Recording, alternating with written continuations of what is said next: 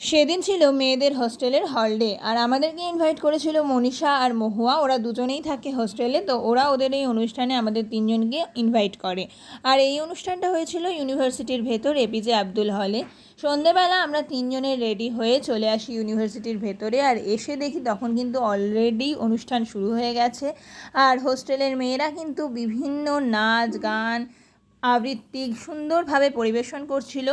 আমরা আমাদের লুকটাও তোমাদের সাথে আরেকটু শেয়ার করে দিলাম, আমাদেরকে কেমন লাগছে জানিও কিন্তু অবশ্যই।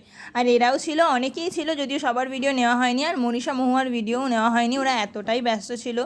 আর সব থেকে বেস্ট কিন্তু ছিল এই নৃত্যনাট্যটা, এটা দেখে সবাই ভীষণ মজা পেয়েছিল। অনুষ্ঠান দেখতে দেখতে অনেকটাই রাত হয়ে যাচ্ছিল, তাই আমরা চলে যাই খাবার নিতে, আর তারপর খাবার নিয়ে টোটোতে উঠে চলে আসি পিজির পথে। আর রাতের ইউনিভার্সিটিটা একটু আলাদাই ভালো লাগছিল। যাই হোক, তারপরে প্রায় 9:30 10টা করে আমরা চলে আসি পিজিতে। দেখাবে নেক্সট ভিডিওতে, বাই।